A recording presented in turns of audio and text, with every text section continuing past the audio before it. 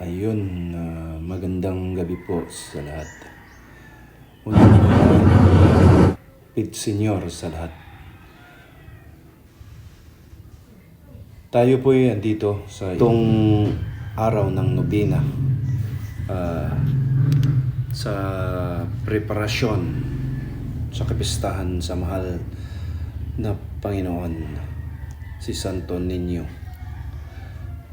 Mga Lods, kasama ko si Mrs. Tsaka si mga manugang ko, anak. Dito tayo po'y magsimba dito po sa Basilica Minore del Santo Niño. Makikita nyo mga idol sa daming mga tao. Mga iba't ibang probinsya. Alam ko, dito ngayon na manalangin sa Poong May Kapal kay Santo Niño na naway bigyan po si mga kahilingan, iba't ibang mga kahilingan, mga Lods. Tayo po'y magsimba ngayon sa alas 7 na misa. Ito po'y katatapos lang po ng 5:30 na Mass. Ngayon makikita nyo, idol, sa daming mga devote. Ganito po mga Cebuano na mga probinsya na tuwing Enero, buwan ng Enero, ay piyesta po ng mahal na Santo Niño.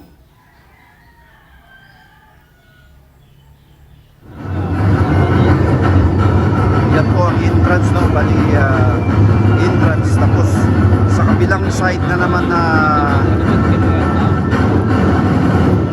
kalye, meron din doon ang dami, marami din tao.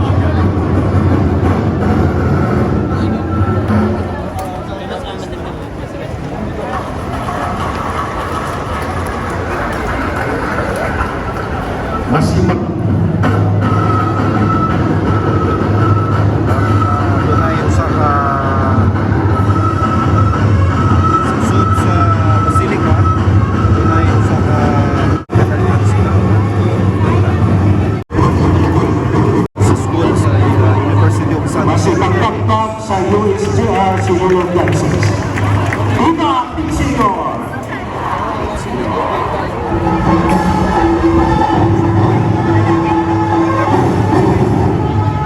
May imagine mo mga idol,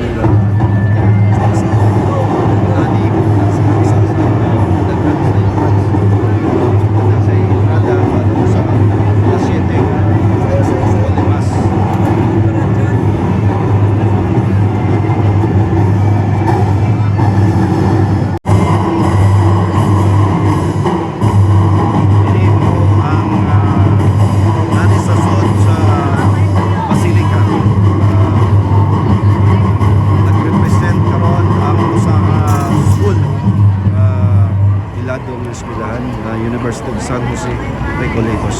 Yung tatapos na.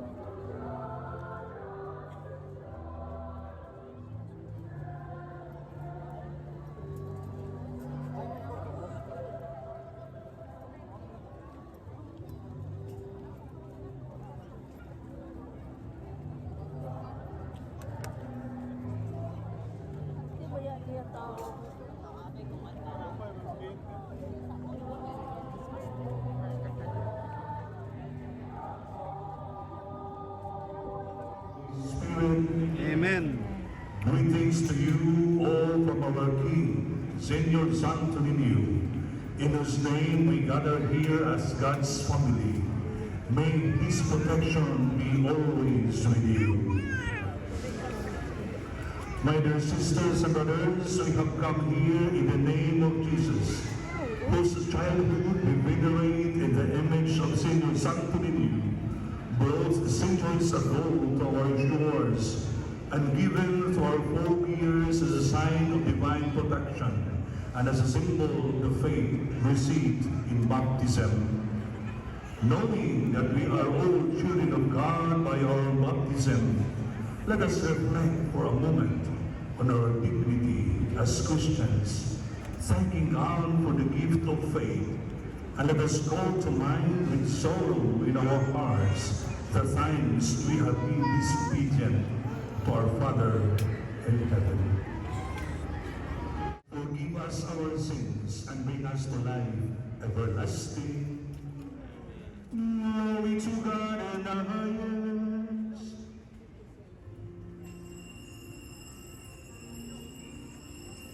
And with yours. A reading from the Holy Gospel according to Mark. Glory to you. Entered the synagogue. There was a man there who had a withered hand. They watched Jesus closely to see if he would heal him on the Sabbath, so that they might accuse him. He said to the man with the withered hand, "Come up here before us." Then he said to the Pharisees, Is it lawful to do good on the Sabbath rather than to do evil? To save life rather than to destroy it? But they remained silent, looking around at them with anger and grief at their hardness of heart. Jesus said to the man, "Stretch out your hand." He stretched it out, and his hand was restored. The Pharisees went out and immediately took counsel with the Herodians against him to put him to death.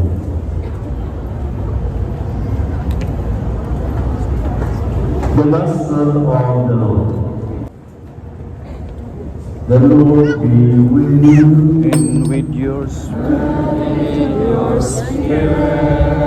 A reading from the Holy Gospel according to Mark.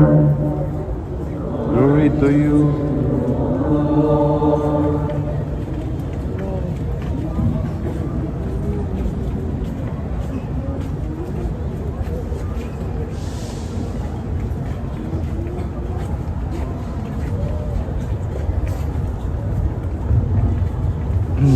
Jesus entered the synagogue. There was a man there who had a withered hand. They watched Jesus closely to see if he would heal him on the Sabbath, so that they might accuse him. He said to the man with the withered hand, "Come up here before us." Then he said to the Pharisees, Is it lawful to do good on the Sabbath rather than to do evil? To save life rather than to destroy it? But they remained silent, looking around at them with anger and grief at their hardness of heart. Jesus said to the man, "Stretch out your hand." He stretched it out, and his hand was restored. The Pharisees went out and immediately took counsel with the Herodians against him to put him to death. Purti na kung kapuyan yun. Early in the morning, Thursday, there was this penitential walk with Jesus, after breakfast, I went to the church and looked up.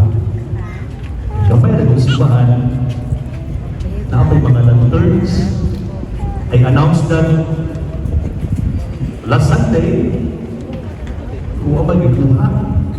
So, ako'y suko, ako'y tuman. Ako'y ipanguha mga lanterns, and then, ako naging skilling ng San Angelo. Hindi mabugata. Ang itawag ng sekretarya, plus kami, para makalim yun at madami ng Belen. And after which, niyabot masuko ang upo. How about I put the image of Santo Niño here, kay wala may Belen? That is why, ay ngita ko, butanganan, ako ginawa sa inyo sa Santo Niño, the image of Santo Niño sa Kristi. Ang pag-atunan ko, gitutong sumundunan, ikuulan ako. Pag-igunaw ang sige ng Senyor Santo Niño. Yung sekretarya Valer, ako na lang patuhan. So, sige, ako niya ako. Nag-uul ko, ako sa Bishokurma. Ano ka? Nagamaw. Nandinawin ko sila nyo. Palitan natin ako pang-sina. Kaya naman po, ma-considerate sa pag-ulang inuulit sa Friday. After my Mass, sa bilang Mass, after dinner, mga 8:30, hinangin ko yung sa mukha, and then nagmukul na bito. Subang, piniro ko lang, good winner. But after one barangay, talisik, pagkabot sa loko, oh my goodness, yung pinagbunog sa ulan, basta ibang bayan. Wala din, wagubin ko, pasagyan ko kay Greenwood, inisayak man, nakitang Greenwood na mapasunan na bukubing ang silver. Kapag karami, pagdalaw, wala ulan. Ang iyong kasubrin ko, alam siya, pagkabos palay. And this is my testimony. Pagkabot na ko sa balay, somebody called me. Wala sa nakapunod na pag-anak. Kinsay tawag ako. Santo Niño. Tatlo. Santo Niño. Nakita ko Santo Niño. Pwede ko ba? Nagdaan akong preview kasi mga tawag isa ka mo. Yeah, father. May pambata ay isa ka mo tayo. Ang tuba, kinsay nanawag ako, is duwa ng Director of the City, Father Nelson Serna. Namumusta siya na po, Padre, kumusta ka? Nakatambong ka sa first day? Wow, Padre, ito din ako kapuya, nanangin akong senior lingkuhan. Kaandi, akong revistro na ako, Padre, kay magkusutin ko pa sa kanlaw, dahil sa ingon. O, Padre, kung sa kanya, Padre, mag-intro o really image sa Santo Niño sa imong parokya. Susulipahay na 6 years pa lang ang marriage. Hugaw si Senyor Santo Niño sa mga parokya. And then, the response ng malikot na ulo. Sinina Santo Niño ang tubar. The victor himself offers the parish na mag-inthrone ang the image of Santo Niño. Padre, wak Padre ang rimit, nagsuri pa, wak po susurikaw pa, inuwi Padre. Sulting alika, ano sa mga pinamang inthrone ang mga rimit si Santo Niño. I put my parishioners there, put me in the and that is why we are now preparing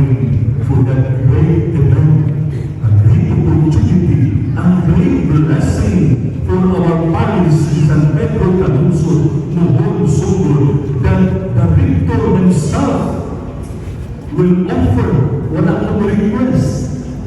Daghang mga parokya mo request na lisod, but the rector himself offer nga mo install, i-enroll ang relic ni Sinul Sanctuary. My dear sisters and brothers, I'm saying this to you, this little testimony that I had 7 years ago, because there is a connectivity of the theme. Diyan sa babaw, Santo Niño, magnet of love in the Synodal Church. I do believe, my dear sisters and brothers, the Santo Niño is reaching out. The Victor is reaching out, offering the holy image of Santo Niño, enthroning to our little parish, a barangay parish, in order for him to get in touch in our feelings kung sa ang mga Bukyano sa buong grabing devoto ni Senyor Santo Niño to communicate with us in our own experiences, and that is, by the sisters and brothers, that we call the magnet of love in the Synodal Church, joining together, walay pagpuna, walay maulagi, walay mabiyaan, but go hand in hand for the greater glory of God. My dear sisters and brothers, from these perspectives of calling to become a synodal church, Pope Francis, in his encyclical letter entitled Fratelli Tutti, on fraternity and social friendship, he said, and I quote, "No one can face life in isolation. We need a community that supports and helps us, in which we can help one another to keep looking ahead." And of all, my dear sisters and brothers, the words of Pope Francis will bring us into a relation, into a realization that no man is an island. We are a community of disciples building up the kingdom of God here on earth. And the gospel for today, my dear sisters and brothers, if we have internalized the very words of the gospel, Jesus looked around at them with anger and deep sadness at their hardness of heart. Take note, the feelings of Jesus when people become very stubborn in their life, anger and deep sadness are emotions of Jesus' reactions to us who are sometimes hard-headed. We can see here that Jesus is both human and divine. Therefore, my dear sisters and brothers, this is the result, the outcome when we are unfaithful from His call as becoming a magnet of love in the Synodal Church. Hence, our gospel narrates how Jesus healed a man with a paralyzed hand. Paralyzed or withered hand. Kuyos o gamo means greedy, hakot, or dalo. Can we ask ourselves, how is my hand? How is your hands? Giunsa niyo pagkunan o gigamit ang inyong kamay.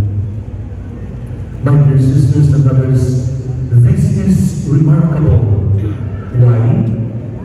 Every time we hear the song Patubalangin sa Gugma, there is always a tendency for us to wave our hands. Nindot kayo, patubay sa luma. But dear brothers and brothers, a very important to ask a question. Limpyo ba ang atong kamot? Samtang nagkaway-kaway ta, asking the mercy of God. Ako gusto, limpyo ba ang atong kamot? While nagkaway-kaway ta, raising our hands, asking the mercy of God. Do we ask ourselves what time is our hands? My dear sisters and brothers, na ang mga kamot, gigamit ang pagkastigo, pagdagmal, pagdarong sa uban, o ang mga kamot, ang uban mga kamot, gigamit ang pagpangawat o pagpaday. These become a paralyzed or withered hands before God and His church. There is a saying which says, be careful who you pretend to be. You might forget who you really are. This very saying, my dear sisters and brothers, is a reminder for all of us that our identity is a beloved children of God. Again, we must not forget na kita mga anak sa Diyos. And that is why we are here again in our yearly devotion to our Single Sanctity, our magnet of love in the Singular Church, ang matubalagi sa tugma diha sa sinuluhan ng simbahan. In the Gospel, healing happened inside the synagogue and took place on the Sabbath day. And please be mindful that the synagogue is a holy place and the Sabbath is a holy time. Hence, we need the holy place with a holy time for intense healing and conversion of our life. Brothers, sisters, and brothers, this pilgrim center is the holy place. This is the holy time that we are gathered together as one, joining the church, a pilgrim people, holding together with the healing hands, pangay walang kabiyaan, upungan na ang panaw, kaya kung ini ang tawag sa sinuluhan ng simbahan, ang magnet of love for one another. Tumunanin mo yung suon, nakapayunod na ako sa Gingon ni Saint Mother Teresa of Calcutta. Prayer is not asking. Prayer is putting oneself in the hands of God at His disposition and listening to His voice in the depth of our hearts. Why? Because when we experience God's grace and healing, our praise becomes holy and our time turns sacred.